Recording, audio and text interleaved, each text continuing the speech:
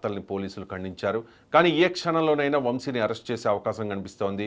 వంశీని అరెస్ట్ చేసేందుకు ప్రత్యేక బృందాలు రంగంలోకి దిగాయి. గన్నవరం టీడీపీ కార్యాలయంపై దాడి కేసులో A71గా ఉన్నారు వంశీ. ఇప్పటికే ఈ కేసులో 18 మందిని అరెస్ట్ చేశారు పోలీసులు. ఎన్నికల ఫలితాల రోజునే కుటుంబంతో సహా హైదరాబాద్ వెళ్లిపోయారు వంశీ. ఆ తర్వాత సీక్రెట్గా 2 సార్లు గన్నవరం వచ్చి వెళ్లిపోయారని వంశీ అనుచరులు చెబుతూ ఉన్నారు. టీడీపీతోనే రాజకీయ రంగ ప్రవేశం చేశారు వల్లభనేని వంశీ. వరుసగా 2014, 2019 ఎన్నికల్లో గన్నవరం నియోజకవర్గం నుంచి ఎమ్మెల్యేగా విజయం సాధించారు. అయితే 2019 ఎన్నికల్లో వైసీపీ అధికారంలోకి వచ్చిన తర్వాత వంశీ స్వరంలో క్రమంగా మార్పు వచ్చింది.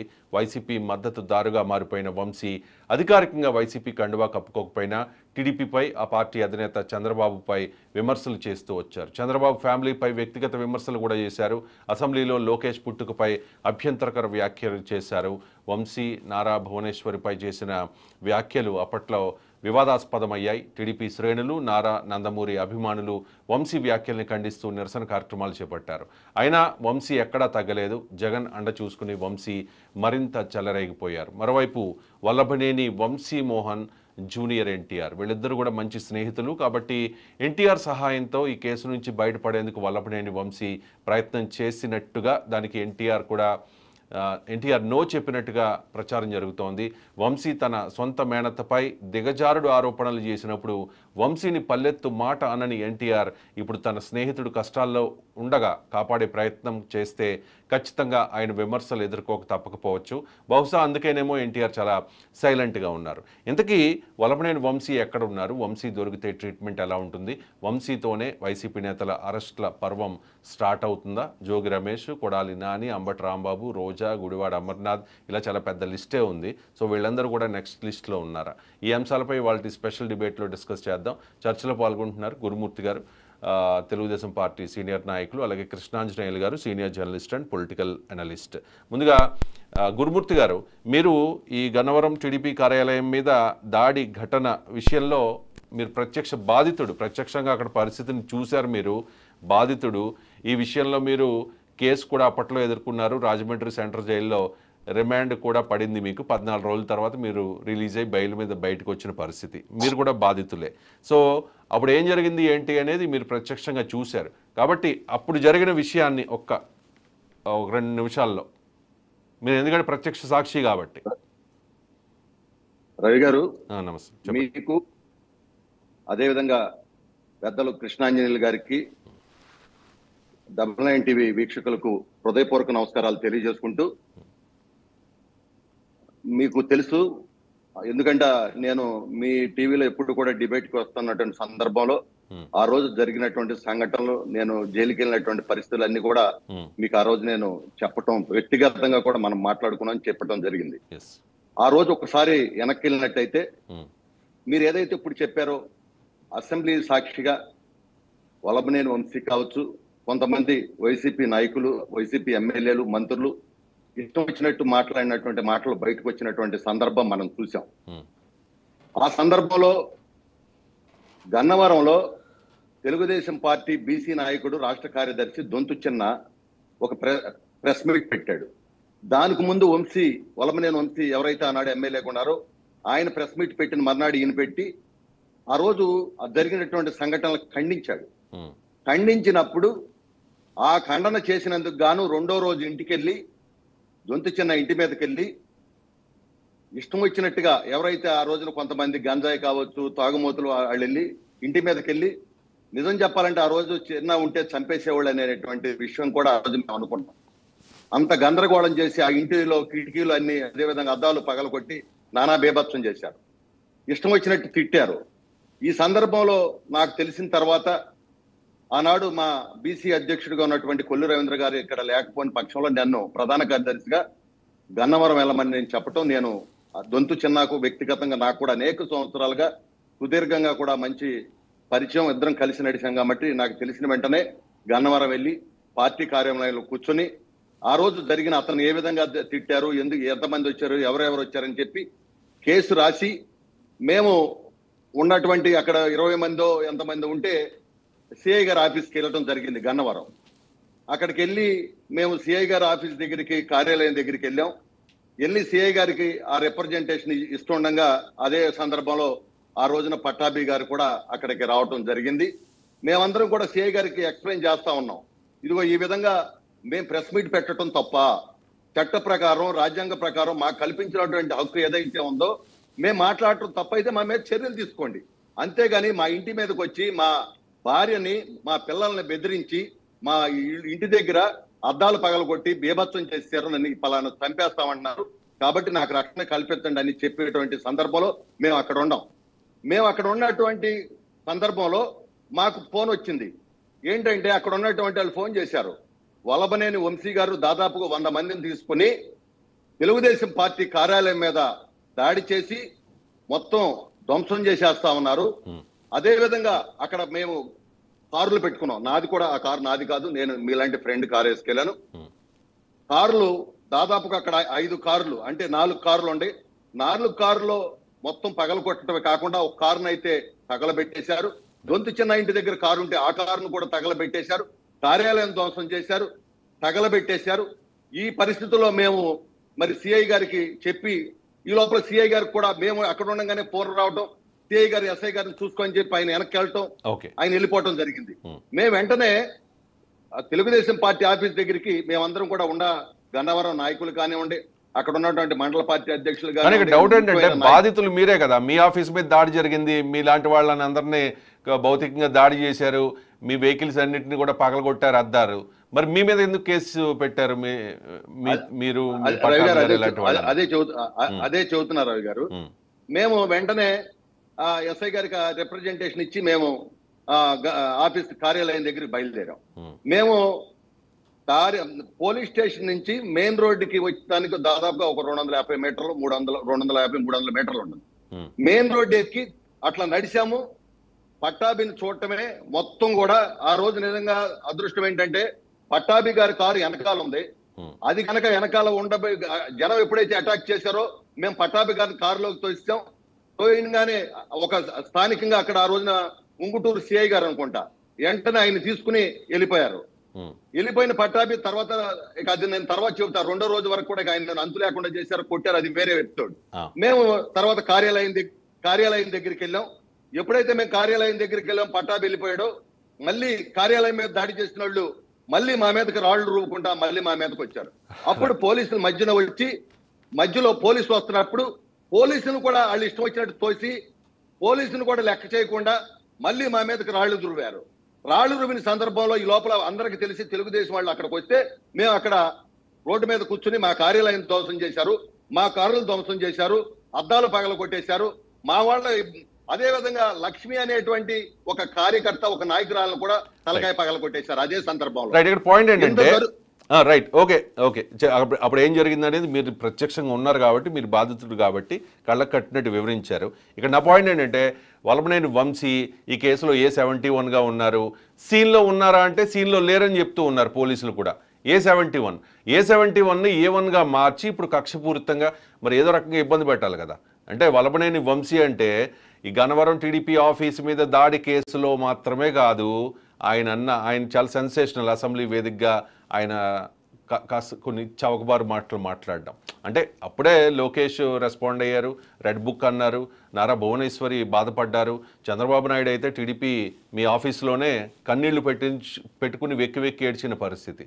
సో ఏదో రకంగా ఒక రెడ్ బుక్లో ఈయన పేరుంది కాబట్టి ఈయన సీన్లో లేకపోయినా ఇప్పుడు కక్షపూరితంగా ఆయన ఇరికించే ప్రయత్నం చేస్తూ ఉన్నారు అన్నది వైఎస్ఆర్ కాంగ్రెస్ పార్టీ నాయకుల వాదన కాదా?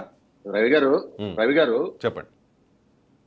ఎప్పుడైతే దొంతు చిన్న తిట్టాడో వల్లభనేని వంశీని, తిట్టిన మరునాడు ఉదయమే ఆయన కార్యకర్తల మీటింగ్ పెట్టి అక్కడ ఒక సపోటా తోట ఉంటది ఆ బస్ స్టాండ్ ఎదురుగా, ఆ సపోటా తోటలో ఉదయం 7ంటికి మీటింగ్ పెట్టి మొత్తాన్ని పోగేసి ఈ రోజు ఏదో ఒకటి చేయాలి మనం అని చెప్పి స్కెచ్ చేసి, తర్వాత వంశీ గారికి కూడా ఆ రోజున కారులో ఖచ్చితంగా మా కార్యాలయం దగ్గరికి వచ్చి వీళ్ళు పగల కొడుతుంటే కారులో కూర్చుని మొత్తం కూడా పర్యవేక్షించి అయిపోయిన తర్వాత ఆయన అక్కడి నుంచి వెళ్ళాడు.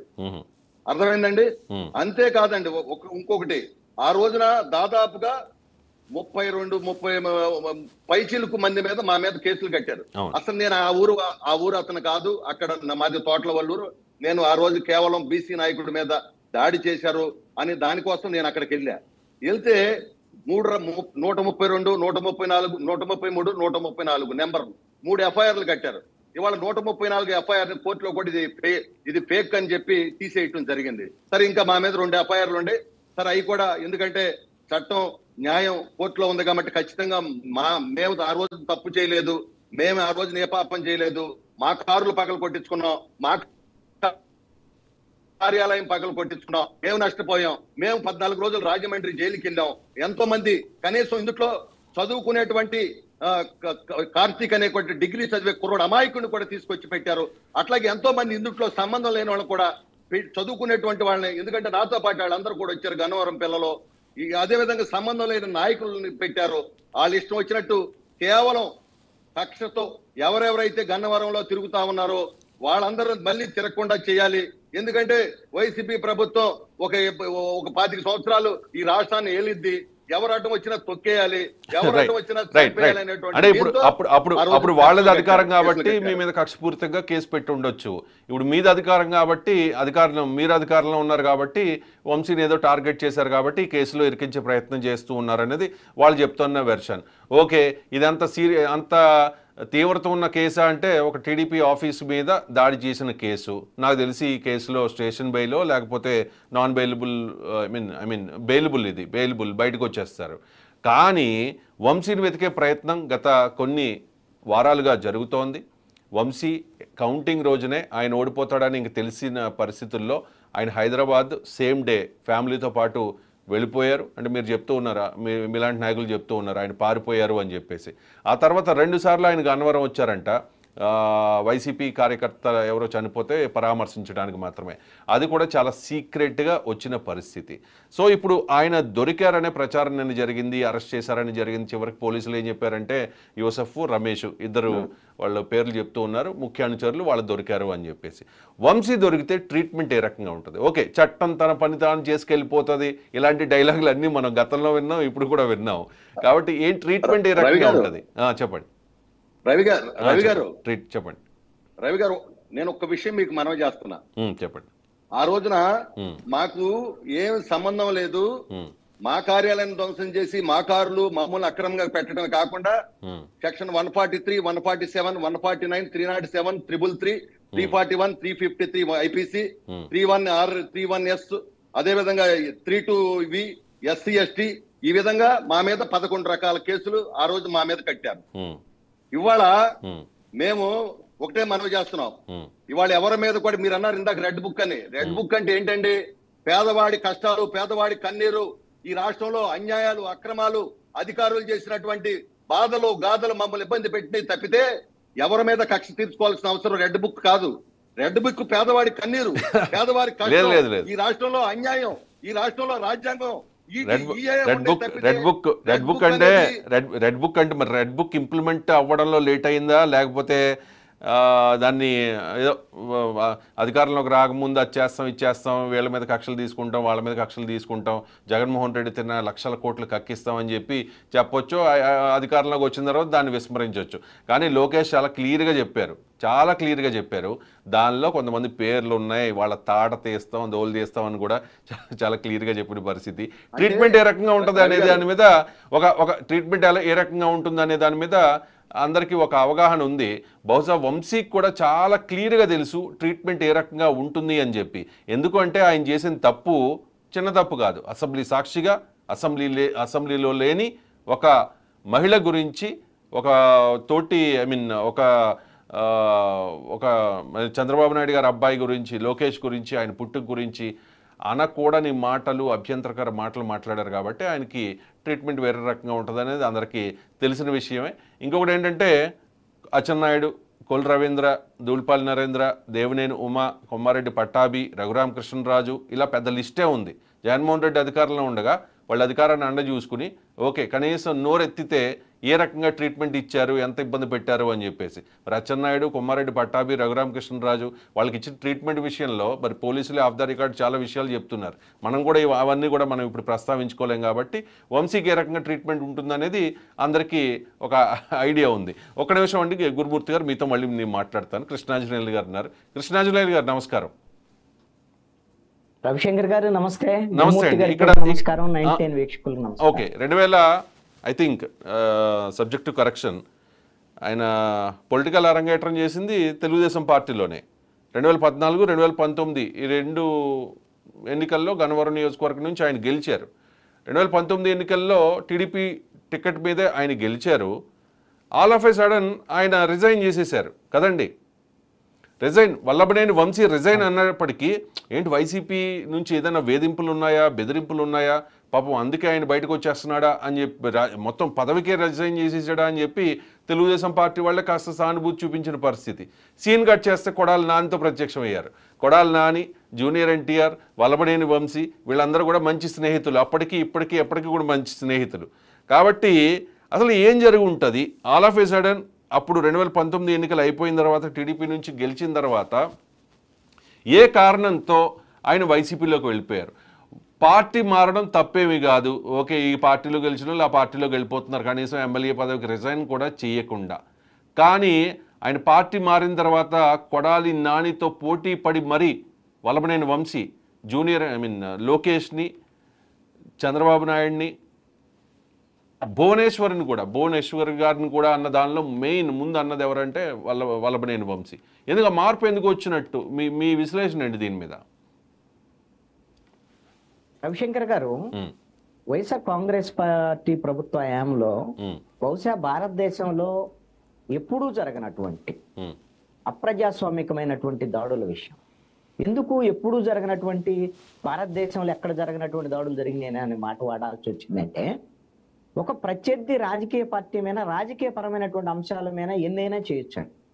ఒక పార్టీ ఆఫీస్ మీదకి నేరుగా దొమ్మికి పంపించి దాడి చేసి పార్టీ కేంద్ర కార్యాలయం మీద, టీడీపీ ఆఫీస్ మీద దాడి చేసినటువంటి పరిస్థితి. అదేవిధంగా గన్నవరంకు సంబంధించినటువంటి పార్టీ కార్యాలయం మీద దాడి సంబంధించి కూడా ఇది నా సామ్రాజ్యం, నా సామ్రాజ్యంలోకి ఎవడొచ్చినా సరే నేను ఇంతే దాడులు చేస్తాను అనేటువంటిది చెప్పాలి అనేటువంటిది వల్లభనేని వంశీ యొక్క నియంత్రణతో పోకూడదు. ఆయనకి సహకరించినటువంటి అప్పటి ముఖ్యమంత్రి జగన్మోహన్ రెడ్డి. ఎందుకు జగన్మోహన్ రెడ్డి గురించి అన్నామంటే, మీరు ఆ ప్రభుత్వంలో గమనిస్తే ఏ నాయకుడిని ఎవరు తిట్టాలి అనేటువంటి దాని మీద శాఖలను ఏర్పాటు చేశాడు. మంత్రులకు శాఖలు ఉంటాయి కానీ ఆ మంత్రులు ఎవరు ఆ శాఖలు చూసేటువంటి పరిస్థితి కాదు కదా. ఇప్పుడు పవన్ కళ్యాణ్ తిట్టడానికి గుడివాడ అమర్నాథ్, పేరు నాని, రోజా, అదే చంద్రబాబు నాయుడిని, లోకేష్ తిట్టడానికి కొడాలి నాని, వల్లభనేని వంశీ వీళ్ళిద్దరే చాలా అగ్రెసివ్ గా. నాకు తెలిసి వైసీపీలో, నాకు తెలిసి కృష్ణాంజనేయులు గారు వైసీపీలో ఇంతకు మించి ఇంకెవరు కూడా అంత అసభ్యంగా మాట్లాడలా. నోరిప్పితే వాడు వీడు, ఇంకా మనం కూడా మాట్లాడుకోలేని మాటలు అవన్నీ. వైసీపీ అని కాదండి, అసలు ఏ రాజకీయ పార్టీలైనా అసలు ఆ తరహాలో మాట్లాడేటువంటి సంస్కృతి గతంలో ఉందా అండి? గతంలో కూడా రాజకీయ విమర్శలు ఉన్నాయి, పరిధి దాటి విమర్శలు చేసుకున్నటువంటి పరిస్థితి కూడా ఉంది కాదంటంలా. కానీ వ్యక్తిగతమైనటువంటి దూషణలు, అది కూడా మాజీ ముఖ్యమంత్రి అయినటువంటి చంద్రబాబు నాయుడు కుటుంబీకుల్ని ఎక్కడ బయట తిట్టారు. చంద్రబాబు నాయుడు ఇంటి మీదకి వెళ్ళి దాడి చేసినటువంటి పరిస్థితులు ఉన్నాయి. అసెంబ్లీలో చంద్రబాబు నాయుడు కుటుంబాన్ని అవమానపరుస్తూ చేసినటువంటి వ్యాఖ్యలు, ఇవన్నీ వల్లభనేని వంశీ, కొడాలి నాని ద్వారాగా అప్పటి ప్రభుత్వం జగన్మోహన్ రెడ్డి చేయించినటువంటి వ్యవహారం. ఎందుకంటే వీళ్ళిద్దరూ కేవలం పావులు మాత్రమే. జగన్మోహన్ రెడ్డి ఇది లేకుండా, అసైన్మెంట్ లేకుండా జగన్మోహన్ రెడ్డి తిట్టమంటేనే తిట్టారు అనేటువంటి అని నేను ఎందుకు అంటున్నానండి ఈ మాట. ఇప్పుడు జగన్మోహన్ రెడ్డి ప్రస్తావన లేదు కదా. ఎందుకు వచ్చింది అంటే, మీరు తెలుగుదేశం పార్టీ ఆఫీస్ మీద దాడి తర్వాత ఒక అంశము దాని మీద వివరణిస్తూ అప్పుడు ముఖ్యమంత్రిగా ఉన్నటువంటి జగన్మోహన్ రెడ్డి ఏం చెప్పారు? ముఖ్యమంత్రిని నన్నే బోసుడీకి అంటే నా అభిమానస్తులకు బీపీలు వచ్చే గొడవలు పాపం వచ్చింది, వెళ్ళి దాడి చేశారన్న. అంటే విమర్శలు చేస్తే దాడులు చేస్తారా అనేటువంటి దాని మీద ఇక్కడ ఒక అంశమే. కాబట్టి ఇప్పుడు అది గతించినటువంటి అంశం. ఇప్పుడు ఈ ప్రభుత్వము ఖచ్చితంగా అప్పుడు ఎవరైతే తెలుగుదేశం నాయకులు చంద్రబాబు నాయుడు, లోకేష్ వీళ్ళ మీద ఈ విధమైనటువంటి తిట్ల దండకం కానీ లేకపోతే పార్టీ ఆఫీసుల మీద దాడి చేశారో వాళ్ళకి సంబంధించినటువంటి విషయంలో వీళ్ళు కనీసం చట్టబద్ధంగా చర్యలు తీసుకోవడానికి సిద్ధం అవ్వాలి. అదే ప్రయత్నం ఇప్పుడు చేస్తున్నారు తెలుగుదేశం వాళ్ళు. మీరు అన్నారు కదా, వాళ్ళకి వాళ్ళకి అసలు ఏ విధంగా ట్రీట్మెంట్ ఉండదు, వాళ్ళు ఏం చేస్తారు, ఇవన్నీ సెకండరీ అండి. అది జరుగుతాయో లేదో నేను చెప్పలేను, కానీ ముందు చట్టబద్ధంగా వాళ్ళ మీద చర్యలు తీసుకోవాలిగా. అందుకనే తెలుగుదేశం పార్టీ కేంద్ర కార్యాలయం మీద జరిగినటువంటి దాడికి సంబంధించినటువంటి విషయంలో అప్పుడు పోలీసులు కదా కేసు నమోదు చేసింది. ఆ పనికిరాని కేసులు నమోదు చేశారు, అసలు అరెస్టే చేసినటువంటి పరిస్థితి లేదు ఒక్కను కూడా. అందుకని తిరిగి ఇప్పుడు కేసులను మళ్ళీ దాని మీద దర్యాప్తు చేయటము, అదే విధంగా అప్పుడు నిర్లక్ష్యం వహించినటువంటి పోలీసులను సస్పెండ్ చేయటము, ఇప్పుడు దాంట్లో నిందితులను అరెస్ట్ చేయటం అనేటువంటిది, దాంట్లో ఇంకా ఇప్పుడు సజ్జల రామకృష్ణారెడ్డి లాంటి వాళ్ళు, అల్లేళ్ళ అప్పిరెడ్డి లాంటి వాళ్ళు, వీళ్ళందరూ కూడా ఉన్నారు, నిందితులుగా ఉన్నారు. ఏది తెలుగుదేశం పార్టీ ప్రధాన కార్యాలయం. ఇప్పుడు వల్లభనేని వంశీకి సంబంధించి గన్నవరము పార్టీ ఆఫీస్ మీద, తెలుగుదేశం పార్టీ ఆఫీస్ మీద దాడికి సంబంధించినటువంటి విషయంలో కూడా ఆ కేసులో ఎవరు కేసు నమోదు చేసింది? అప్పుడు పోలీసులు గన్నవరం పోలీసులు అంటే వల్లభనేని వంశీ ఎంత చెప్తే అంత. కాబట్టి ఎవరైతే బాధితులు ఉన్నారో, ఎవరైతే దెబ్బలు తిన్నారో, ఎవరైతే కార్లు పగలగొట్టుకున్నారో వాళ్ళందరూ నిందితులు అయిపోయారు ఆ రోజున. ఇప్పుడు గురుమూర్తి గారు జైలుకి వెళ్ళాడు, పట్టాభిని 2 రోజులు వేధించి జైలుకు పంపించినటువంటి పరిస్థితి ఉంది. ఇవన్నీ చేశారు కదా. అప్పుడు పోలీసులు ఏం చేశారు? వల్లభనేని వంశీ మీద ఎలాగూ వాళ్ళ ఇది బాస్ కదా, పొలిటికల్ బాస్ వాళ్ళకి, అందుకని పెట్టలేదు అంటారు అని ఎప్పుడైనా తర్వాత ఇబ్బందిని 71వ నిందితుడిగా పెట్టారు.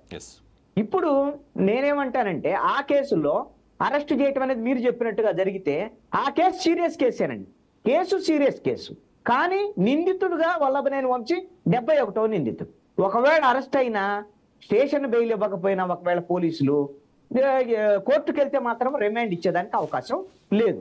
నేనేమంటాను అంటే వీళ్ళు గిన ఇప్పటి ప్రభుత్వం, అసలు గత ప్రభుత్వంలో ఏదైతే పరిధి దాటి వ్యవహరించినటువంటి వాళ్ళు ఉన్నారో వాళ్ళ మీద మేము వాళ్ళను ఉపేక్షించేది లేదు, చట్టపరంగా చర్యలు తీసుకుంటామని ముఖ్యమంత్రి చంద్రబాబు నాయుడు స్పష్టంగా చెప్పుకున్నాడు. నేను వీళ్ళకు ఒక సూచన చేస్తున్నాను ఈ ప్రభుత్వానికి. ఏం సూచన అంటే, వల్లభనేని వంశీ అదే విధంగా కొడాలి నాని వీళ్ళిద్దరి గురించే మనం మాట్లాడుకుంటున్నాం కదా. వీళ్ళిద్దరూ ఆ ప్రభుత్వంలో నోటి దూల ఒక్కటే కాదండి, నోటి ద్వారాగా చేయటమే కాదు, వీళ్ళు అన్యాయాలు, అక్రమాలు, అవినీతి ఆరోపణలు కూడా వీళ్ళ మీద ఉన్నాయి. మీరు జనసేనకు సంబంధించినటువంటి సివిల్ సప్లైస్ మినిస్టరు ఆయన బాధ్యతలు తీసుకున్న వెంటనే ఏం చేశారు? మొత్తం ఆంధ్రప్రదేశ్ లో ఉన్నటువంటి బియ్యానికి సంబంధించినటువంటి మాఫియా మీద కాకినాడ ఎమ్మెల్యే ద్వారంపూడి చంద్రశేఖర్ రెడ్డి వీళ్ళందరూ వీళ్ళందరి మీద ఇవన్నీ మీద పెద్ద దర్యాప్తు జరిపారు. ఇవన్నిట్లో పక్కా ప్రణాళిక రూపొందించి కొడాలి నాని అరెస్ట్ కు సంబంధించినటువంటి విషయంలో ఒక పక్కా ప్రణాళిక రూపొందించుకుంటున్నారు అనుకుంటున్నాను. అంటే కొడాలి నాని గతంలో అంటే ఫస్ట్ టర్మ్ లో పౌర సరఫరాల శాఖ మంత్రిగా పనిచేశారు కాబట్టి అప్పుడు జరిగిన అవకతవకలు, అవినీతి, దోపిడీ, ఈ బియ్యం అక్రమ ఎగుమతి, ద్వారంపూడి చంద్రశేఖర్ రెడ్డితో కలిపి పౌర సరఫరాల శాఖ మంత్రి హోదాలో కొడాలి నాని చేసిన వ్యాపారాలు, ఇవన్నీ కూడా బయటికి తీసే ప్రయత్నం జరుగుతోందా? ఖచ్చితంగా జరుగుతుందండి, జరిగిద్ది కూడా. ఇప్పుడు అదొక్కటే కాదు కదా, సివిల్ సప్లైస్ ఒక్కటే కాదు. మీరు అందుకనే ఇసుక, మద్యము, మైన్స్ దగ్గర నుంచి మొత్తం అన్ని బయటికి తీస్తున్నారు. ఇది ఒక మంచి ప్రయత్నం కూడా, ఎందుకంటే ఇది కేవలం పార్టీలకు సంబంధించినటువంటి అంశం కాదు. ఇది ఆ ప్రభుత్వంలో జరిగినటువంటి అవినీతి, అక్రమాలు ఇవన్నీ ప్రజలకు సంబంధించినటువంటి అంశం.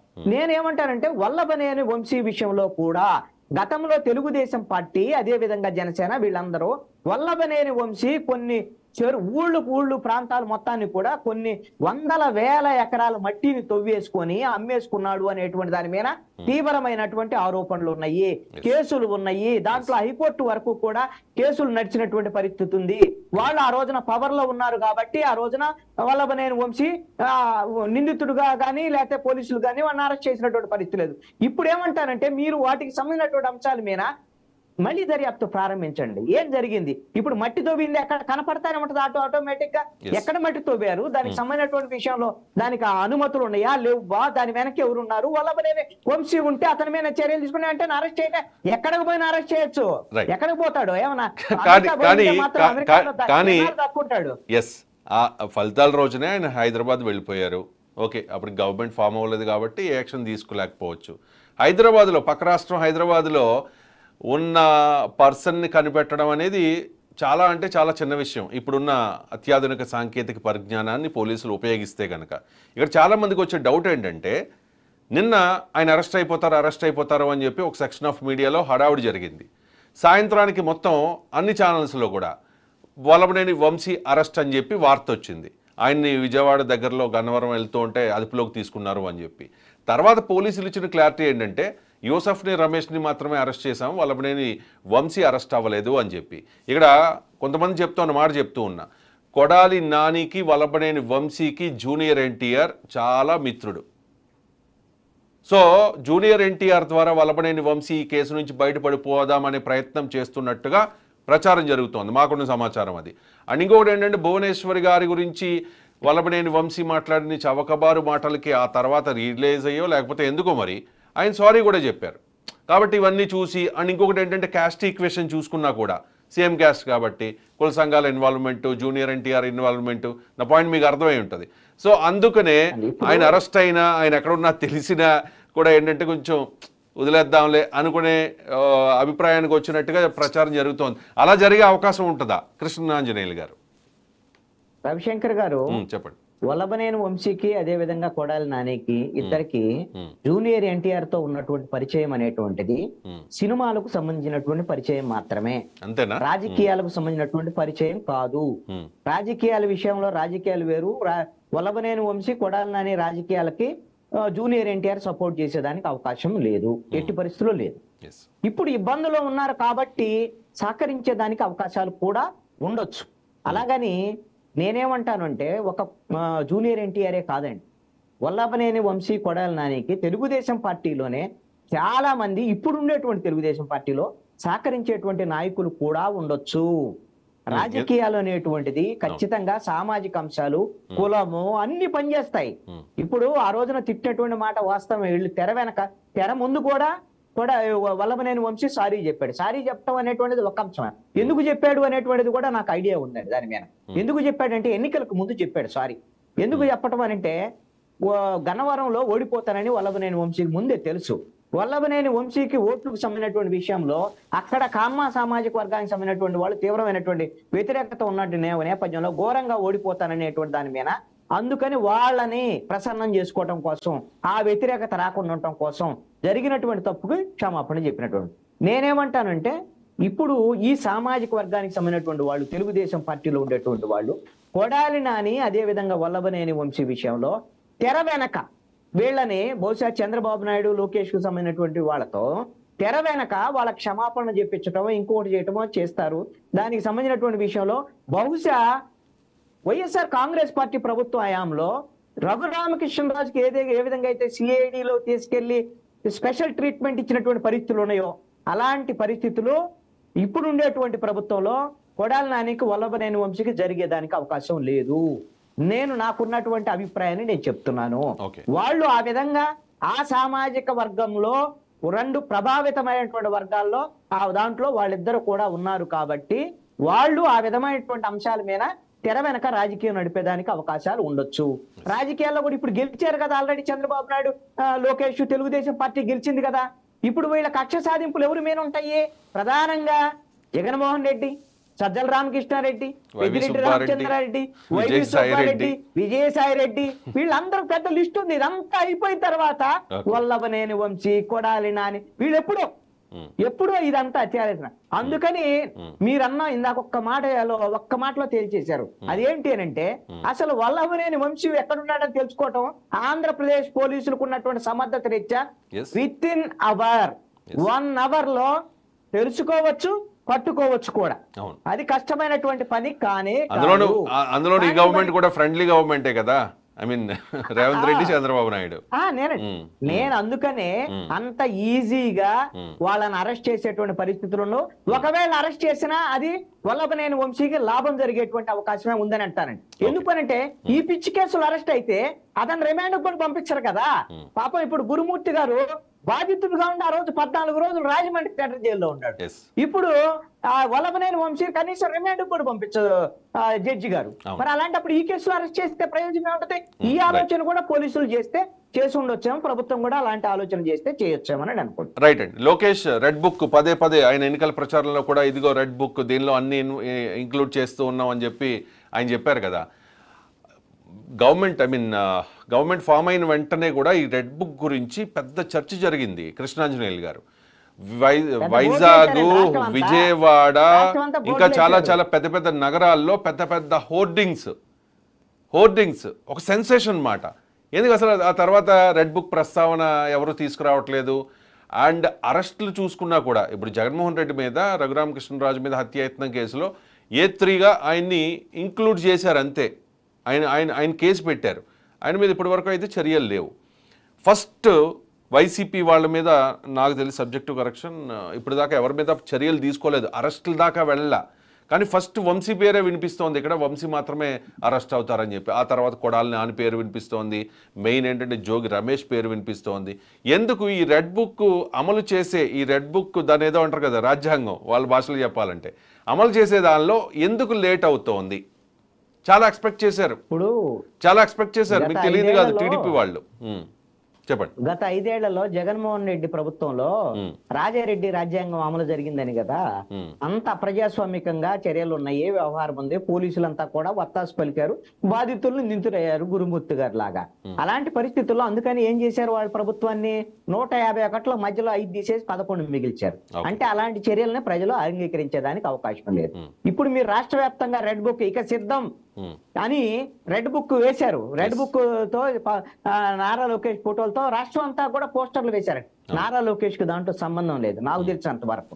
ఎక్కడికక్కడ కార్యకర్తలు వాళ్ళ కోరిక రెడ్ బుక్ వెంటనే ఇంప్లిమెంట్ అవ్వాలి, జగన్మోహన్ రెడ్డిని లోన్ వేయాలి, ఆ 5గురిని లోన్ వేసేయాలి. ఎవరు ఆ జగన్మోహన్ రెడ్డి చుట్టూ ఉండే ఆ 5గురిని లోన్ వేయాలి. ఇప్పుడు కొడాలి నాని వల్ల లోన్ వేయాలి. అందరం లోన్ వేయాలంటే ఇప్పుడు ఏమైంది చెప్పండి? త్రిపుల్ ఆర్ మీద దాడి చేసినటువంటి పోలీసులు కానీ లేకపోతే ఇవన్నీ కానీ ఇప్పుడు కేసులు నమోదు చేశారా? వాళ్ళ మీద చేశారు కదా. వాళ్ళు బడి ఇప్పుడు కోర్టు ముందు నిందితులుగా రేపు పొద్దున ఉండొచ్చు కదా. జగన్మోహన్ రెడ్డితో పాటు పోలీస్ ఆఫీసర్లు కూడా ఉన్నారు కదా, సిఐడి వాళ్ళు ఉన్నారు, ఇంటెలిజెన్స్ వాళ్ళు, వీళ్ళందరూ ఉన్నారు కదా. రేపొద్దున ఈ రెడ్ బుక్ ను వీళ్ళు ఇష్టమైనట్టు ఇంప్లిమెంట్ చేస్తే, ఇంప్లిమెంట్ చేయాల్సినటువంటి వాళ్ళు ఎవరు? పోలీసులు. ఇంప్లిమెంట్ చేస్తే రేపొద్దున వీళ్ళ ప్రభుత్వం మాత్రం ఇంకోళ్ళు వస్తే వాళ్ళు మళ్ళీ రివ్యూ చేస్తే ఎవరు దాంట్లో ఇబ్బందులు ఎదుర్కొనేటువంటి వాళ్ళు ఎవరు? పోలీసులు. అందుకని చట్టబద్ధంగా భారతదేశంలో ఆంధ్రప్రదేశ్ కూడా భాగమే. ఐపీసీ, సిఆర్పిసి భారత రాజ్యాంగం ప్రకారంగా ప్రభుత్వాలు నడుచుకోవడం తప్ప రెడ్ బుక్లు అదే విధంగా రాజారెడ్డి రాజ్యాంగాలు చెప్పుకోవటానికి బాగుంటాయి, స్టేట్మెంట్లు ఇవ్వటానికి బాగుంటాయి. చట్టబద్ధంగా మాత్రమే వ్యవహరించేదానికి అవకాశం ఉంటుంది. చట్టబద్ధత లేనటువంటి విషయాల్లో రెడ్ బుక్లు ఇవన్నీ కూడా పనిచేయవు. దీని ప్రకారంగా పనిచేసేదానికి కొంతమంది పోలీసులు సిద్ధం అవ్వచ్చు. ఎందుకంటే మంచి పోస్ట్ వస్తుంది మనకి, ఈ ప్రభుత్వంలో మంచి పోకల్ పోస్ట్ చేస్తారు కాబట్టి మన పొలిటికల్ బాస్ మెహర్బానీ కోసం మనం ఏమైనా చేయొచ్చు అని వాళ్ళు కూడా రేపు పొద్దున ఇబ్బందులు గురేదానికి అవకాశం ఉండదు. ఇప్పుడు ఉండేటువంటి వీళ్ళు ఈ ప్రభుత్వము నాకు తెలిసి ఆ విషయంలో చాలా జాగ్రత్తలు తీసుకుంటున్న ముఖ్యమంత్రి చంద్రబాబు నాయుడు స్పష్టత ఇచ్చారు. అప్పుడు ఆ ప్రభుత్వంలో తప్పు చేసినటువంటి వాళ్ళని మేము వదిలిపెట్టాం అని చెబుతూనే చట్టబద్ధంగా మాత్రమే శిక్షిస్తామని చెప్పారు. లోకేష్ కూడా ఎక్కడ ఈ విధమైనటువంటి విషయంలో రెడ్ బుక్ ఇంప్లిమెంట్ చేస్తాం, వాళ్ళని లోపలేస్తాం, వీళ్ళని లోపలేస్తాం, వీళ్ళని కొడతామని ఎక్కడా మాట్లాడినటువంటి మాటలు లేవు. పవన్ కళ్యాణ్ అయితే అస్సలు మాకు కక్ష సాధింపులే ఉండవు, మాకు పని చాలా ఉంది, 164 మంది ఎమ్మెల్యేని గెలిపించారు, మాకు బాధ్యత చాలా ఉంది, ప్రజలు చాలా వేరే అభివృద్ధిని కోరుకుంటున్నారు కాబట్టి వాళ్ళలాగా మా కక్ష సాధింపు.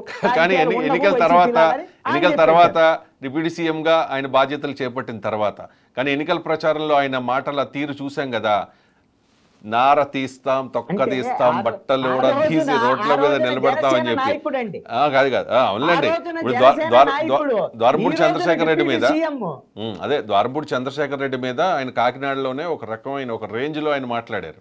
తర్వాత కూడా యాక్షన్ కూడా ఆ రకంగానే ఉంది. ఆయన గొడవలను కొన్ని సీజ్ చేశారు, తర్వాత ఆయన మీద ఏదో కొన్ని కేసులు కూడా వచ్చాయి. ఆయన అనుచరులు ఏదో అక్రమ నిర్మాణాలు చేపడుతూ ఉంటే వాటిని కూలగొట్టారు. అక్కడికి ద్వారపూడి వచ్చి హడావుడి చేస్తూ ఉంటే పోలీసులు ఎత్తుకెళ్ళి పక్కన వేశారు. అది ఆ తర్వాత అంతా కామ్గా ఉన్న పరిస్థితి. అప్పుడు చాలా అవసరం అండి, ఆ మాటలు చాలా అవసరము. నారా లోకేష్ రెడ్ బుక్ విషయం కూడా చాలా అవసరం ఆ రోజున. ఎందుకు అనంటే ఆ రోజున తెలుగుదేశం పార్టీ కేడరు చాలా డిమోరలైజ్ అయ్యి పోలీసుల వేధింపులు, జనసేన వైసీపీకి సంబంధించినటువంటి వాళ్ళు తెలుగుదేశం వాళ్ళ మీద, జనసేన మీద దాడులు చేస్తున్నటువంటి పరిస్థితిలో ఎస్ మేము అధికారంలోకి రాబోతున్నాం, మీ పేర్లన్నీ రాసుకుంటున్నాం, పోలీసులు కానీ అధికారులు కానీ లేకపోతే వైసీపీ నాయకులు కానీ మీ అంతు తేలుస్తాం, ఇదిగో మీ పేర్లు నేను ఆ రోజున బెదిరించడం అనేది నారా లోకేష్ చేసినటువంటి ప్రయత్నం, పవన్ కళ్యాణ్ మాట్లాడినటువంటి మాటలు ఇవన్నీ కూడా క్యాడర్ కి బూస్టప్ ఇచ్చేటువంటి మాటలు. ఖచ్చితంగా ఆ రోజు అవసరం. కానీ ఆ రోజు ఉన్నటువంటి రెడ్ బుక్ ను కానీ లేదా పవన్ కళ్యాణ్ మాట్లాడినటువంటి మాటలను కానీ ఇంప్లిమెంట్ చేయడానికి ఇప్పుడు ఇద్దరు బాధ్యతల్లో ఉన్నారు. ఒకళ్ళు డిప్యూటీ సీఎం, ఒకళ్ళు బాధ్యతాయుతమైనటువంటి మంత్రి నారా లోకేష్. కాబట్టి వాళ్ళు ఇష్టారాజ్యంగా వాళ్ళు వ్యవహరించేటువంటి ఆలోచన కూడా వాళ్ళకి లేదు. వాళ్ళకు బాధ్యత పెరిగింది. ఈ రోజున ప్రజలకు జవాబుదారీగా వాళ్ళు ఉన్నారు కాబట్టి అందుకు అనుగుణంగా వాళ్ళు వ్యవహరిస్తున్నారు. కానీ ఈ రోజున చంద్రబాబు నాయుడిని, అదే విధంగా నారా లోకేష్ ని, పవన్ కళ్యాణ్ కూడా ప్రశ్నించే వాళ్ళు తెలుగుదేశం వాళ్ళు, జనసేన వాళ్ళు ఉన్నారండి. ఈ రోజున ఎందుకు రెడ్ బుక్ ఇంప్లిమెంట్ చేయట్లా, ఎందుకు రెడ్ బుక్ మరిచి మీరు మూత పెట్టేశారు దాన్ని, ఇప్పుడు ఇంప్లిమెంట్ చేయండి అని తెలుగుదేశం వాళ్ళు సోషల్ మీడియా ద్వారాగా వాళ్ళను కూడా ప్రశ్నించి చేసేటువంటి పరిస్థితి ఉంది. ఇది ఈ విధమైనటువంటి పరిధి దాటి వ్యవహరించేటువంటి క్యాడర్ ను కూడా తయారు చేసుకోవడం ఇబ్బందికరమైనటువంటి పరిస్థితి. తిరిగి వాళ్ళకే ఇబ్బందులు వచ్చేటువంటి పరిస్థితి కూడా ఉంది. కాబట్టి కొన్నాళ్ల పాటు ఈ రెడ్ బుక్ కు సంబంధించినటువంటి అంశాలు కొనసాగుతూనే ఉంటాయి. 2-3 నెలల తర్వాత ప్రజలు, సమస్యలు వీటి మీద దృష్టి సారించేదానికి అవకాశం ఉంటది. అరెస్టులు, గిరెస్టులు వ్యవహారం అనేటువంటిది కొనసాగిద్దండి. అది ప్రజలకు సంబంధించినటువంటి ప్రజాధనానికి సంబంధించి అవినీతి, అక్రమాలు, వాటి మీద అరెస్టులు మాత్రమే ప్రజలు హర్షించేదానికి అవకాశం ఉంటుంది. లేదు అని అంటే అప్పుడు నన్ను తిట్టాడు, అప్పుడు నన్ను కొట్టాడు, కాబట్టి ఇప్పుడు నేను కొడతాను, నేను తిడతాను, నేను కేసు పెడతాను, నేను వేధిస్తానంటే ప్రజలు అంగీకరించరు. ఇది మాత్రం వాస్తవం. రైట్. గురుమూర్తి గారు, ఈ ఇష్యూలో జూనియర్ ఎన్టీఆర్ ఇన్వాల్వ్మెంట్ ఉంది. అందుకే వంశీ అరెస్ట్ విషయంలో ఈ ప్రభుత్వం వెనక్కి తగ్గింది. పోలీసులు అరెస్ట్ చేశామని ముందు చెప్పారు, ఆ తర్వాత అరెస్ట్ చేయలేదని చెప్పి ఏదో చెప్పారని చెప్పేసి. అంటే ఇవన్నీ ఊహాగానాలే. ఏదైనా క్లారిటీ ఇవ్వగలుగుతారా దీని మీద? ఎందుకంటే జూనియర్ రవి గారు చెప్పండి. మీరు చెప్పారు, అదేవిధంగా కృష్ణాంజలి గారు కూడా చెప్పారు.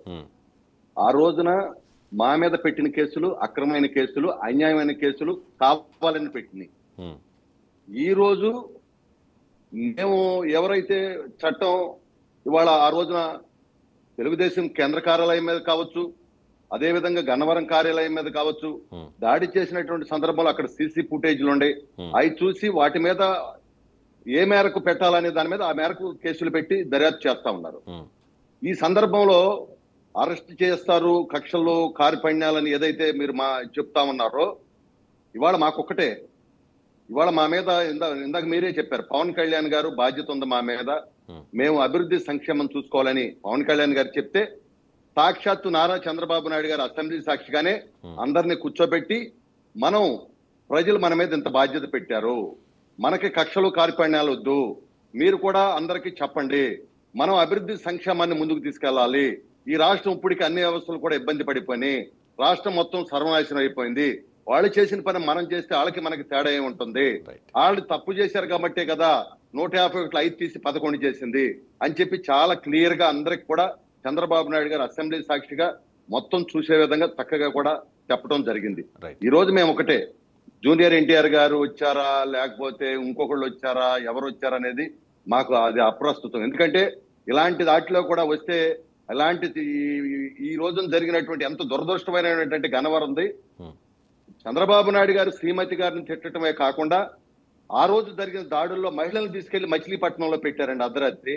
లక్ష్మీనారాయణ గారు అనేటువంటి ఒక అడ్వకేట్ వెళ్ళి ఆ రోజున పోలీసు వాళ్ళని ప్రశ్నిస్తే ఆయన లోనేశారు. అదే విధంగా మహిళలను చూడకుండా గన్నవరంలో వెళ్ళి ఇళ్లలోకి వెళ్ళి మరి వాళ్ళని ముల్పూరి కళ్యాణి అనే ఆవిడ్ని నానా ఇబ్బంది పెట్టారు. లక్ష్మీ అనే ఆవిడ తలకాయ పగలు కొట్టేశారు. ఎంత బాధలు పెట్టారంటే అన్ని బాధలు పెట్టారు, అన్ని కష్టాలు పెట్టారు. ఇవాళ మేము ఆళ్ళకలాగా వాళ్ళ ఈ రాష్ట్రాన్ని వదిలేసి, నేను ఒక్కటే రవి గారు ఫైనల్ గా చెప్పేది, జగన్మోహన్ రెడ్డి ఈ రాష్ట్రంలోకి వచ్చింది దేనికోసం వచ్చారో మీకు తెలుసండి? 5 ఏళ్ళు వ్యాపారం చేసుకుంటాం కోసం వచ్చాడు, వ్యాపారం చేసుకున్నాడు. కనీసం ఒక సామాన్యుడికి కూడా తెలుస్తుంది, బయట ఉండే సామాన్యుడికి కూడా, ఏంటి ఇన్ని తాకట్లు పెట్టేస్తున్నాడు, ఇదేంటి ఈ ముందేంటి, ఇంతమంది చచ్చిపోతున్నారు, ఇది ముందేంటి, ఈ పొలాలేంటి, ఇది ఈ రాష్ట్రం ఏంటి అని ఒక సామాన్యుడి ప్రజలు ఆలోచిస్తే ఈయన ఎందుకు ఆలోచించలేకపోయాడండి? కేవలం ఆయన ఎవరైతే ఆయనకు కావలసినటువంటి బంధువులు ఉండారో వాళ్ళ పక్కన పెట్టుకుని వ్యాపారం చేసుకున్నాడు. ఇవాళ వ్యాపారం చేసుకుంటమే కాదండి, ఇవాళ లిక్కర్లో ఎంతమంది చనిపోయారండి, ఎంతమంది రోగగ్రస్తులయ్యారండి, దాదాపు 1,00,00,000 కోట్లు దోపిడీ చేశారండి. బీసీ ఎస్టీ మైనార్టీ వర్గాల యొక్క శవాల పునాదుల మీద వ్యాపార సామ్రాజ్యం నిర్మాణం చేసుకున్నటువంటి దుర్మార్గుడు జగన్మోహన్ రెడ్డి. అందుకనే కదా ప్రజలు ఈ విధంగా వాళ్ళకి ఈ విధమైన తీర్పు ఇచ్చింది. కాబట్టి మేము ఖచ్చితంగా రెడ్ బుక్ విషయంలో కూడా ఇంకొక మాట చెప్పదలుచుకున్నా, మళ్ళీ చెబుతున్నా, రెడ్ బుక్ అనేది ఇందాక కృష్ణాంజలి గారు చెప్పారు. ఆ రోజున కార్యకర్తలు మరి ఆ రోజున జగన్మోహన్ రెడ్డి ఒక రాక్షసులాగా అసలు ఏం చేస్తాడా? అసలు ఈ రాష్ట్రంలో ఒకటే మిమ్మల్ని అడుగుతున్నా, ఎవరైనా ఒక్కళ్ళైనా స్వేచ్ఛగా మాట్లాడగలిగారు ఈ రాష్ట్రంలో? వ్యాపార వర్గాలు కావచ్చు, ఉద్యోగ వర్గాలు కావచ్చు, రాజకీయ నాయకులు కావచ్చు, స్వచ్ఛంద సంస్థలు కావచ్చు, మేధావులు కావచ్చు, ఎవరైనా బయటకు వచ్చి మాట్లాడగలిగారండి? ఎవరు మాట్లాడితే వాళ్ళు తెల్లారిపాటికి కేసు కట్టారు. వయసు చూడలా, మతం చూడలా, కులం చూడలా. కాబట్టి 2019 నుంచి కాబట్టి గురుమూర్తి గారు 2019 నుంచి 24 వరకు మొత్తం 60 నెలలు అసలు ఇటువంటి ప్రభుత్వ విధానాలు ఇక దేశంలో ఎక్కడా ఏ రాష్ట్రంలో ఉండవు అనేది అప్పట్లో ప్రతిపక్షం అంటే టీడీపీ కానీ జనసేన బీజేపీ నాయకులు చేసిన ఆరోపణ. దీనిలో అని కాదు, దానిలో అని కాదు, ప్రతి దానిలోనూ కూడా ఏదో రకంగా అవినీతి చేసి ప్రజారోగ్యం పోయినా, ప్రజలు ఇబ్బంది పడినా, ఏ రకంగా చేసినా వాళ్ళు డబ్బులు సంపాదన కోసమే ప్రయత్నం చేశారు. లక్షల కోట్ల రూపాయలు దోచుకున్నారు అన్నది తెలుగుదేశం పార్టీ ఆరోపణ. చంద్రబాబు నాయుడు గారు, లోకేష్, పవన్ కళ్యాణ్ గారు మొత్తం వీళ్ళందరూ కూడా ఇదే ఆరోపణ చేశారు. సో వీటన్నిటి మీద చట్టబద్ధంగానే, కక్షపూరితంగా కాదు, వీటన్నిటి మీద యాక్షన్ తీసుకోవాలి అంటే వైసీపీలో అప్పుడు గెలిచిన 151 మంది ఎమ్మెల్యేలు, 22 మంది ఎంపీలు, ఒక రఘురామకృష్ణ రాజు గారిని తీసేద్దాం అనుకోండి, ఇంకా దీనిలో పవర్ సెంటర్స్గా ఉన్న వైవి సుబ్బారెడ్డి, విజయసాయిరెడ్డి, సజ్జల రామకృష్ణారెడ్డి, ఇంకో రెడ్డి ఇవన్నీ పేర్లు లిస్ట్ చేస్తే చాంతాడంత ఉంటుంది లిస్టు కదండి గురుమూర్తి గారు. ఖచ్చితంగా, ఎందుకంటే చట్టబద్ధంగానే కాబట్టి ఖచ్చితంగా కక్షపూరితం కాదు.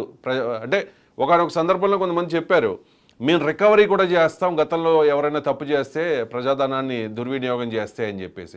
ఇప్పుడు మద్యం ద్వారా డిజిటల్ పేమెంట్స్ పెట్టకుండా ఓన్లీ క్యాష్ తీసుకునే అది ఎంత పెద్ద స్కాము అనేది సగటు మందు బాబుని ఎవరిని అడిగినా ఓపెన్గా ఒక 90 years చెప్తాడు క్లియర్గా, అందరికీ ఓపెన్గా తెలుసు. దాని మీద ఏం జరిగింది ఏంటనేది మనం పెద్ద ఎంక్వైరీ చేస్తే జగన్మోహన్ రెడ్డి, సజ్జల రామకృష్ణారెడ్డి, ఇంకా చాలా రెడ్లు, కొన్ని కంపెనీలు, ఇవన్నీ కూడా వాళ్ళందరూ కూడా ఊచలు లెక్క పెట్టాల్సిన పరిస్థితే. అది చాలా పెద్ద కేసు. ఇది సింపుల్గా ఒక ఎగ్జాంపుల్ చెప్తూ ఉన్నాను నేను మద్యం పాలసీకి సంబంధించి. అలాగే మైన్స్, ఇసుక, మట్టి, ఇంకా దౌర్జన్యాలు, బెదిరింపులు, బ్లాక్మెయిల్లు, మీకు తెలియదు కాదు కదా, కొన్ని వందల ఆరోపణలు, కొన్ని వందల కేసులు. అంటే అప్పట్లో గవర్నమెంట్ వాళ్ళ చేతుల్లో ఉంది కాబట్టి, పోలీసులు వాళ్ళ చేతుల్లో ఉన్నారు కాబట్టి కేసులు పెట్టడానికి ముందుకు రాలేదేమో కానీ పోలీసులు. ఏమంటారు గురుమూర్తి గారు? ఇక్కడ మీరు రవిశంకర్ గారు గురుమూర్తి గారు కృష్ణాంజనేయులు గారు చెప్తున్నారు. ఆ మద్యం అంశాన్ని ప్రస్తావన చేశారు కాబట్టి ఏదైనా ఈ ప్రభుత్వం చెయ్యాలి అని అంటే వీళ్ళ చేతుల్లో పూర్తిగా లేవండి. ఎందుకు ఈ మాట అంటున్నానంటే జగన్మోహన్ రెడ్డి ఇష్టారాజ్యంగా చేశాడు, చంద్రబాబు నాయుడు మీద కేసుల దగ్గర అన్ని చేశాడు. దీనికి కేంద్రంలో ఉండే ప్రభుత్వ సహకారం కూడా ఆ రోజున ఉందండి. కానీ ఇప్పుడు ఆంధ్రప్రదేశ్ లో ఉండేటువంటి ప్రభుత్వానికి కేంద్ర సహకారం జగన్మోహన్ రెడ్డి మీద కేసుల విషయంలో ఎంత మేరకు ఉంటది అనేటువంటిది చెప్పలేమండి. ఎందుకు ఈ మాట అంటున్నానంటే అసలు ఈ మద్యానికి సంబంధించినటువంటి మీరు ప్రస్తావన చేశారు, 36,000 కోట్ల రూపాయల కుంభకోణము ఈ మద్యానికి సంబంధించినటువంటి జరిగిందని మీద తెలుగుదేశం వాళ్ళు, జనసేన వాళ్ళు ఆరోపణ కాదండి.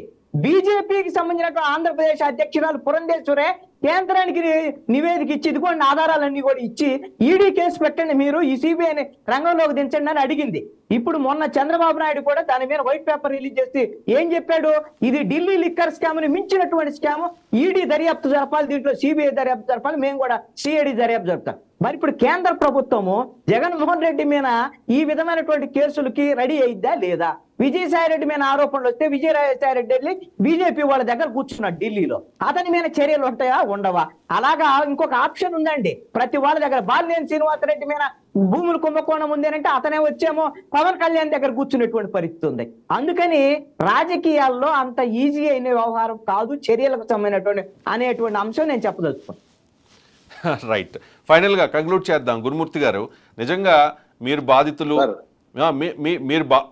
మీరు బాధితులు, మీరు ఇబ్బంది పడ్డారు, మిమ్మల్ని అవమానపరిచారు, మిమ్మల్ని రిమాండ్కి తరలించారు, మీరు చాలా ఇబ్బందులు పడ్డారు. అయినో మీతో పాటు మీలాంటి నాయకులు అందరూ, చిన్న నాయకులు, పెద్ద నాయకులు అందరూ కూడా ఇబ్బంది పడిన పరిస్థితి.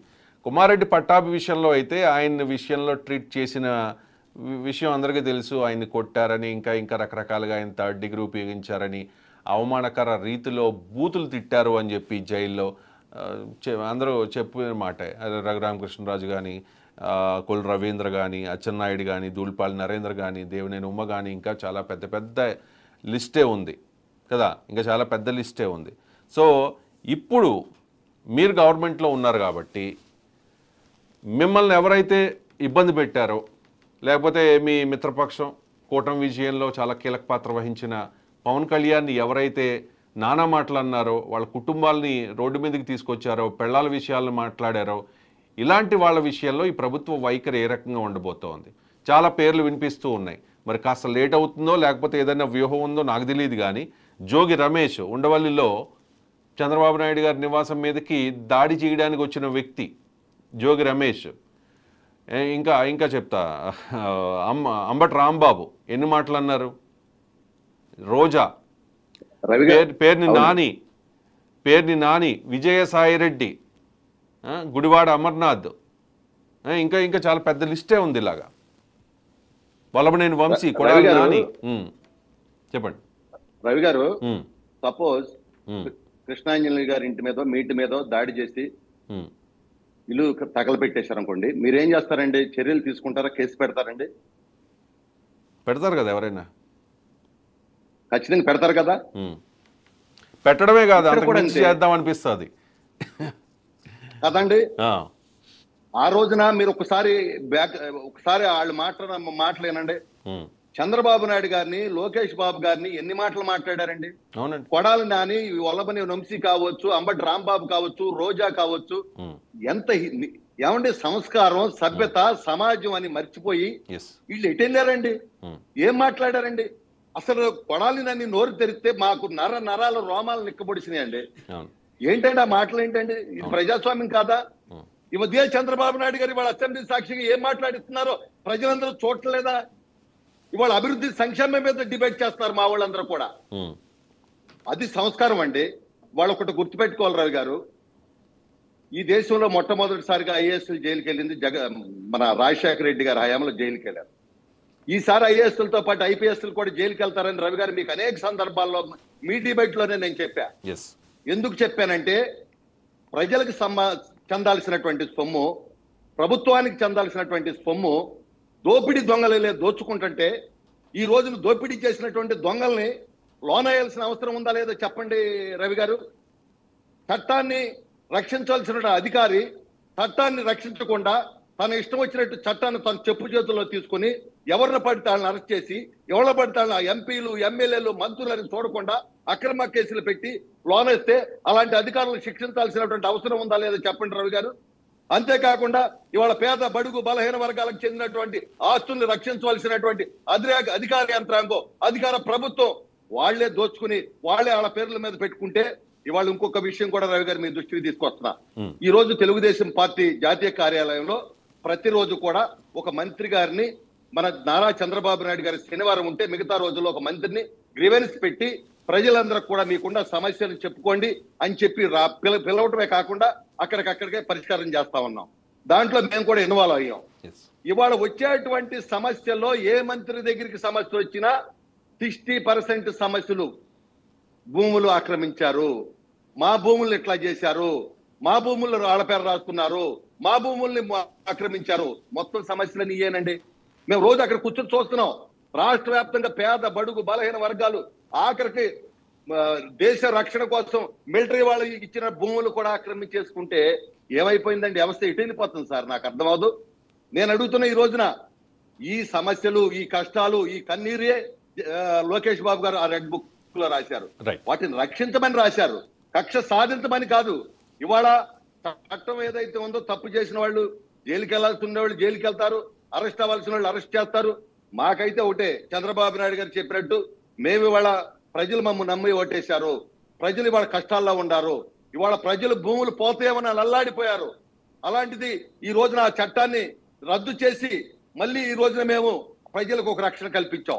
అదే విధంగా పెన్షన్ల విషయం చూసుకుంటే 1000 పెంచడానికి 4-5 ఏళ్ళు పెడితే 1000 రూపాయలు పెంచి ఇవాళ ఎవరైతే వృద్ధులు ఉన్నారో ఆ వృద్ధుల పక్షాన సూపర్ 6 గురించి మాట్లాడాలంటే, మీరు ఇచ్చిన హామీల గురించి మాట్లాడాలంటే చాలా పెద్ద సబ్జెక్ట్ అది.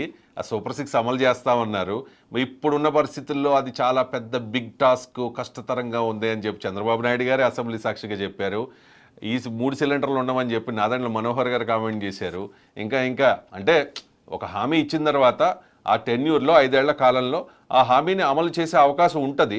బట్ ఏంటంటే మెగా డిఎస్సి కానీ లేకపోతే పెన్షన్ల పెంపు కానీ వీటి మీద ఫాస్ట్గా తీసుకున్నట్టుగా ఈ మిగిలిన సూపర్ 6 పథకాల మీద అయితే తీసుకోవట్లేదు. నాకు తెలిసి ఆర్థిక పరిస్థితి మెరుగుపడిన తర్వాత చంద్రబాబు నాయుడు గారు చెప్పారు కదా సంపద సృష్టిస్తాము అని చెప్పి. అదే ఇప్పుడు అప్పుల్లోకి వెళ్ళిపోయింది తెలీదా చెప్పండి? అప్పులు చేసేసామని చెప్పి జగన్మోహన్ రెడ్డి అన్ని తాకట్టు పెట్టేశాడు, జగన్మోహన్ రెడ్డి అప్పులు చేసేసాడు అని చెప్పి చంద్రబాబు నాయుడు గారు, లోకేష్ గారు, పవన్ కళ్యాణ్ గారు వీళ్ళందరూ కూడా ఎన్నికల ముందే చెప్పారు రాష్ట్ర ఆర్థిక పరిస్థితి ఏంటి అనేది వాళ్ళకి క్లియర్ గా తెలుసు. అయినా కూడా హామీలు ఇచ్చారంటే ఓకే ముందు అధికారంలోకి వద్దాం తర్వాత చూద్దాం అని చెప్పేసి. చూద్దాం, ఇంకా బోల్డ్ టైం ఉంది మీకు, బోల్డ్ టైం ఉంది, ఇంకా 58 నెలలు ఉంది, ఇంకా మీకు బోల్డ్ టైం ఉంది. అవన్నీ అమలు చేయడానికి మంచి అవకాశం ఉంటుంది. అండ్ సంపద సృష్టించి హామీలను అమలు చేస్తామని చంద్రబాబు నాయుడు గారు చెప్పారు కాబట్టి ఆ అవకాశం కూడా ఉంటుంది. ప్రస్తుతానికైతే ఈ హామీల విషయంలో వైసీపీ నాయకులు క్వశ్చన్ చేస్తూ ఉన్నప్పటికీ కూడా వైసీపీలో ఉన్న కొంతమంది కేతిరెడ్డి లాంటి వాళ్ళు మరి టైం ఇవ్వాలి కదా, అప్పుడే ఎందుకు కంగారు అని చెప్పి సొంత పార్టీ నాయకులకే చురకలు అంటిస్తూ ఉన్న పరిస్థితి. రైట్ అండి, థ్యాంక్ యూ కృష్ణాంజనేయులు గారు. ఇంకేమైనా చెప్పాలా? కంక్లూడ్ చేస్తాను.